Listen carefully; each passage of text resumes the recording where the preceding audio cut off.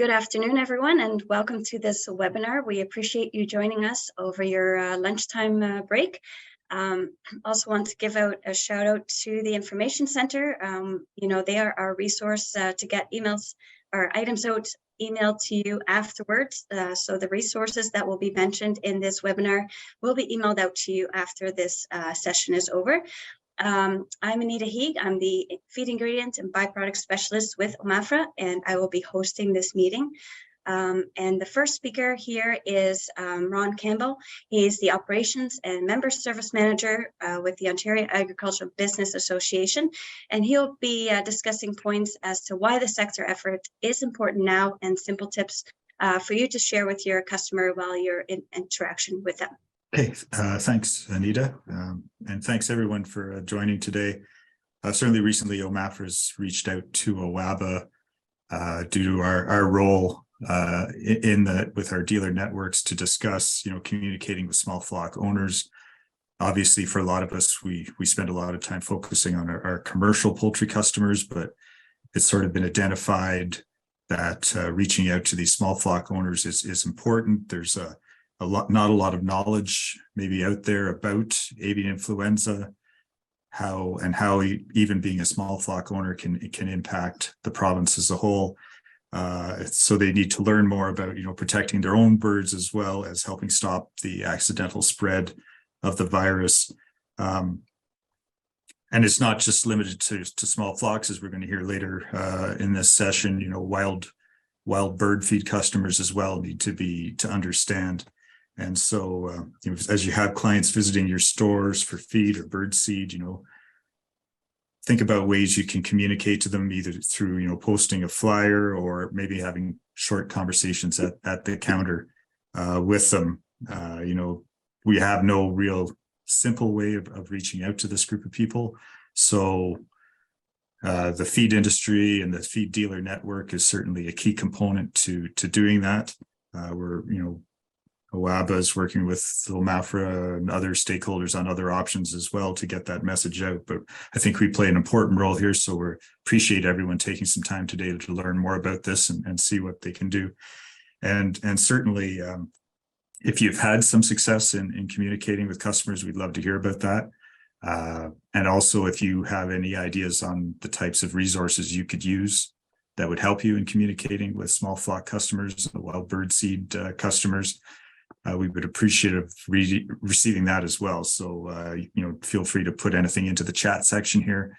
And then I think at the end of this, we're going to open up the line for questions so you can address that then as well. So thanks again for joining us, and look forward to the rest of the session. Thanks, Anita. Thank you, Ron. Up next is Chris Sharp, and he's the Emergency Response Biologist for the Ontario region with the Environment Climate Change Canada. So up to you, Chris. Thanks, Anita. Thanks for having me here today, and I'll talk briefly about avian influenza in wild birds. So just a little bit about the spread of high-path avian influenza in North American birds. It was first detected on the East Coast in Newfoundland last December. In the month of January, we had detections from Newfoundland all the way down to Florida. And by this summer, we had detections in all 4 flyways. So from Newfoundland to Alaska and the Northwest Territories to the southern US. It was a very, very rapid spread with very high local prevalence in wild birds. We've seen mortality in more than 50 species, ranging from waterfowl, seabirds, as well as scavengers, amounting to over 45,000 individuals. Detections have also been found in mammalian species, but those species are primarily predators or scavengers of sick or dead waterfowl. So we think that it's direct exposure, not transmission among mammals. This fall in Ontario, we've seen a resurgence in infection in waterfowl as migratory birds leave breeding areas and start congregating at fall stopover sites and subsequent wintering areas. The impact on poultry, while this is a wild bird talk that I'm providing, has been significant, with over 3 million birds impacted at over 190 infected premises nationally. So this is a very different outbreak than the previous outbreaks that we've seen in Canada. And the major difference is that HPAI AI is circulating broadly within the wild bird population. That's why we're seeing the mortality we are, and that was never the case in previous outbreaks. So this outbreak is very different, and I think the risk to poultry is that much greater because wild birds have it. So here's a graph showing migration timing of a couple species of migratory birds. The lines are kind of a relative frequency or an index to abundance. And then the red bars are the infected premise detection dates for Ontario. So as we can see, we saw an infected premises pick up in late March, with the timing coinciding pretty closely with the arrival of migratory birds in spring. Then we had a lull through the summer months, and then things started to pick up again in September, again when migratory birds were starting to migrate into southern parts of Ontario. So here's a couple animations of migratory bird movement. So this, just to explain the figure, this is month, so it'll run through the weeks of the year. So this is an entire annual cycle for mallards. Yellow is low relative abundance and purple is high. So note, it's fairly low in southern Ontario in the winter months, and then we see a movement through the province up into the breeding areas. And then it remains fairly low through the summer, but you'll see once September starts getting purple. And I want to highlight the importance of southwestern Ontario and eastern Ontario, which was just kind of core poultry country, but also has relatively high abundance of migratory birds. The next figure is for Canada geese, and the relative abundance is quite dramatic in this case. So again, we have over winter, we have quite high abundance in southern Ontario. With spring migrations, the birds move to breeding areas throughout the province, many of which are in the north. So we see another lull through the summer, and then the birds return in a big way through the fall. Again, not leaving in December, but just staying primarily in southwestern Ontario. So what are the implications for wild bird migration for poultry owners? Well, wild birds are really good at moving avian influenza on the landscape, but wild birds should not be interacting with poultry. It's the owner's responsibility to prevent movement of the virus from the wild bird population to their flock. There's a lot of information available on how to do that. Ontario saw a lull in infection over the summer, but migration is now in full swing. So poultry owners must be vigilant to protect their flocks. Unlike many regions of the country, migratory birds overwinter in southern Ontario. So that risk will remain throughout the winter into next spring. So I don't anticipate a lull in the winter as much as what we saw last year. I think last year, the virus just hadn't arrived yet in southern Ontario. Large overwintering congregations of waterfowl combined with cold outdoor temperatures will probably facilitate transmission of avian influenza. So basically, it's probably going to get worse before it gets better. So we need our poultry owners to be vigilant from now through to spring. And please avoid attracting wild birds to your property if you have poultry. As Ron alluded to, many of you are selling wild bird seed.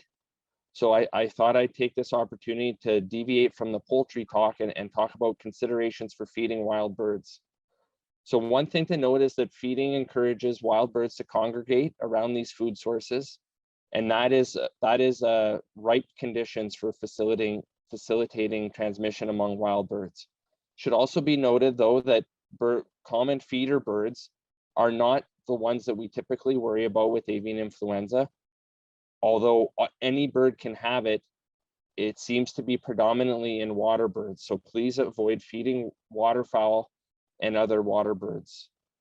Do not handle or feed any birds by hand. Bird feeders are still considered safe, but should be avoided if you care for poultry or other birds on your property. And bird feeders and bird baths should be cleaned regularly. Cleaning can be done with household disinfecting bleach, and it's important that it's disinfecting bleach, not laundry bleach, because the concentrations is different. So a standard mixture of 25 mils of disinfecting bleach for every 2 liters of water, and give it a good soaking, rinse it, and then let it dry before redeploying. Here's some resources that I think that will be put in the chat just about wild birds and handling them, ideas around consumption, and then the HPAI AI Detections in Canada dashboard is a really good tool for seeing how detections are moving through your area. And that's all I have for today. Thank you, Chris. Yeah, and like Chris said, those resources that he put on there, we will be sharing them in the chat, as well as emailed out to you afterwards. So those would be excellent resources to share with your customers, as well as some other ones that I will highlight right now. The first one being the minister's order, which most of you will likely have heard about, but basically it was put in place to reduce the spread of high-path avian influenza. It is issued to temporarily prohibit any bird commingling events. So that includes sales, shows, races, auctions, any of those events. And this took effect in September 23rd, and has been extended until November 21st. So therefore, what you may encounter when you mention this to your customers is that some may be upset by this, as it interferes with events such as the Royal Winter Fair and several fall auctions, just to name a few. So just be aware of that it does interfere with activities that many people have planned. And especially because other jurisdictions have other rules than Ontario, you may want to stress to your customers that to take the minister's order seriously. Just because we are able to travel or attend events in other locations doesn't mean they should. And it's a good reminder that transportation is prohibited as well under the minister's order. There's a lot of what ifs in terms of what if they bring avian influenza to one of those events, but also vice versa, where they could bring it home and then create a spread to another location within Ontario. So that's something to keep in mind. There's also a one-pager that has been created by OMAFRA and is available both online as well as paper copies. So you may reach out to OMAFRA for paper copies if you are interested, and they can be mailed out to you, as well as the link will be provided to you to those. The one-pager covers topics like what is avian influenza, what are the signs that I'm looking for, biosecurity to protect bird health, the minister's order with the link, and also a number to call to report sick or dead wild birds that your customers may find. Now, any of these previous mentioned resources, along with many other resources, can be found on the Poultry Industry Council webpage under the heading Biosecurity and Disease. And that link will be emailed out to you as well, the Poultry Industry Council. So hopefully these resources will be of use to you, and we really encourage you to share them with as many people as you possibly can, so that we can prevent more spread of the avian influenza. And with that, we have about 15 minutes to answer your questions. So we would like to open the floor for questions right now. Anita, Ron here. I might start. I did have a question for Chris based on his presentation, Okay. Talking about the winter conditions and that extending the period due to the cold weather. Could you maybe give a little more background on, I guess, the science behind that? Yeah, so I mean, to put it in a straightforward way, basically as conditions cool down, the virus becomes more stable on the landscape. It's similar to putting viruses are just a protein, and putting a protein in the fridge or freezer helps keep it longer. So in the summer, that could be one reason why we also saw a lull in infections, is the high heat and high UV helps denature the virus. But as we go to shorter days, cooler temperatures, and concentrating birds, that virus will stay viable on the landscape for longer. So that's why we feel that things could get worse before they get better, because we won't be able to rely on the environment to break down the virus. And then maybe I have one for the participants who joined the call today. Are you having discussions with customers, small flock customers, about avian influenza? Are you being asked questions, or is this happening? So I'd like to hear some feedback from kind of the OABA members on that. Thanks. Ron, it's Alabama here. I just thought I'd maybe throw another point into that with your question, or to your members, the OABA members, is that some of your clients or some of your questions may be something as simple as what happened, like, I've lost 20 birds over the last week, what's going on, but I only got 40 in my flock, right? So if some of those questions come up, or if you're asking if your feed poisoned their birds or whatever, it might be something more serious like avian influenza. But just keep that in mind as you're talking or discussing your clients. If any of those weird questions come up, where suspicious mortality, or my chickens died but my ducks were still fine, that's the kind of stuff that we'd like to know, and that you should probably be telling your members to call their vet or CFI or somebody. I think we've, like, as far as in our location, we've had a few customers, comment about, well, we've had a little bit of mortality, and our encouragement is always to contact the vet, because we have such a large customer base that if only one person's seeing an issue, it's likely not the feed. It's likely something going on in their flock. So we're definitely encouraging them to contact their local veterinarians. We are met with mixed reviews, I think, coming into our location, with depending on the education of the customer. And we have some flyers and postings up at our locations, and we try and have those conversations with them, but some of them just don't. I feel like it's kind of piggybacking on top of COVID, right? Like, some people, everybody's got the opinion of a virus and how it's going to affect them or it's not going to affect them. And then it's I feel like we're kind of battling that a little bit as well. One of the things I maybe want to mention is that we, so far this fall, other than our first IP and our very last IP, the 10 or 11 that we've had, they've almost all been small flock or related to a small flock event. And we even had a gathering or an auction that happened after the order was issued. That became a spreader event. So it's that kind of stuff. And I know you guys are battling that, because we battle it too. We still have folks. So we do a Tuesday night webinar with Wolf Industry Council, and we know we're preaching to the converted, but we still hear that people think that even influenza, just like COVID, doesn't really exist. So I feel your pain. We feel it too. Chris, I was just thinking regarding the Tuesday night webinars, is there any way that maybe you can elaborate on why we're seeing the HPAI now in wild birds, as opposed to generally it's showing up in commercial flocks? Yeah, sure, Anita. And I mean, so one, I kind of alluded to a big change in that HPAI is now circulating broadly in the wild bird population. So previously, or historically, when there was outbreaks,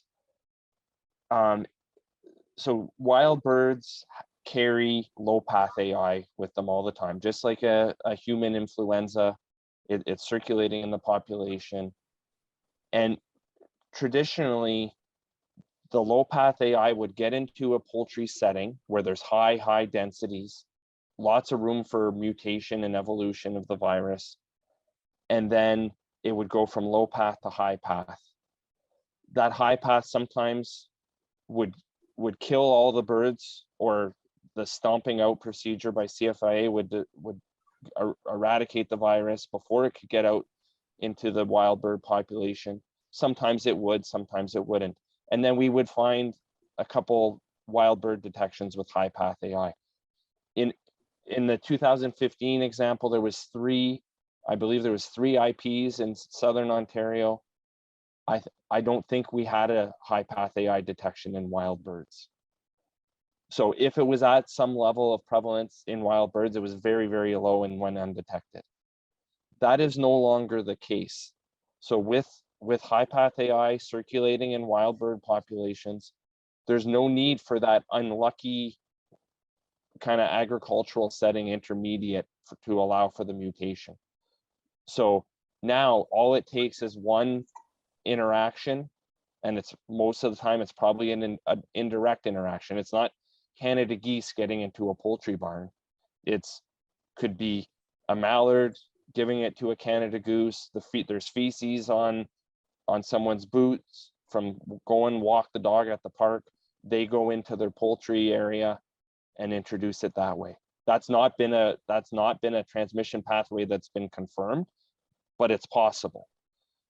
So that happens. Now you've introduced high path AI directly to your flock. And I think that's why we're seeing such a dramatic shift in the way this outbreak's playing out. And this has been going on for 3 years in Europe. So we're not even through our first year yet in Canada or in North America. And so we still have a long ways to go, unfortunately. And speaking of the wild bird side, like Chris had mentioned, like we're seeing it in turkey vultures, and we're actually seeing turkey vultures submitted to the lab here in Guelph that have died from high path AI. You know, before this, nothing killed a turkey vulture other than a shotgun, and if it's killing them, that brings a new wrinkle into how you manage your dead stock. And if you're not managing your dead stock properly, clients aren't managing their dead stock properly, they could be bringing even influenza right to their flock. Yeah, this high path AI is really heavily impacting the predators and the scavengers, probably because like always, they're targeting the sick and the weak, or the dead in the case of scavengers, and they're getting a high dose of virus when they consume those birds. So waterfowl, like mallards, may go asymptomatic. Geese, we have quite a bit of mortality detected, but it's probably not that every goose that gets it dies. But that may be the case for bald eagles, great horned owls, turkey vultures, because they're never getting a low dose. And when they're feeding on that carcass, they're breathing it in. It's a respiratory virus. They're breathing in the body fluids, and there's real great potential for infection. And every time there's been an outbreak, I think back to 2014 in British Columbia, I believe the raptors were the first wild birds to be detected, because they are feeding on sick and dead birds. So they're a bit of the canary in the coal mine when it comes to this. I think one final point there, Anita. This is an evolving disease. It's an evolving disease scenario for North America. You know, Chris and I started talking about this at Christmas last year when Newfoundland broke, and we suspected it was going to be a pretty wild ride, and it has been. And we're not done yet. Like we've had people ask us about, well, when are we going to get a vaccine for it? There is hesitancy with vaccine because it impacts our trade, but there's also the vaccine needs to still be developed. So maybe at some point that might be a tool in our toolbox, but that's not going to happen for quite a while. And you know, the mortality we're seeing in chickens and turkeys is pretty much 100% when it comes. So you'll know if you have a problem very quickly. And, that's when we need to get a local vet involved or someone from Canadian Food Inspection Agency to maybe come take a look if we have some of those suspects, because those whether it's small flock or commercial, it does impact the folks around you. And as with our latest primary control zone that has just been put up, two of our feed mills are part of that, which then requires obligations for permitting and everything else from CFIA to move product. So that does become a challenge for you as WABA members, trying to work around all that and what kind of biosecurity do you have when you're in a zone, and et cetera, et cetera. So hopefully we won't be blanketed in zones, and our biosecurity will be good enough to keep it at bay. But just assume it's out there. Just assume it's out there with every wild bird, and that's probably the best advice we can give you. Thanks, Al. And just for those who don't know, Al Dam is our poultry specialist within OMAFRA. We appreciate taking the time to join us today. And if you have any questions, feel free to reach out to any of us. And any of the information that's shared during this webinar will be shared with you as well. Like I said, via email, and the recording will be available as well.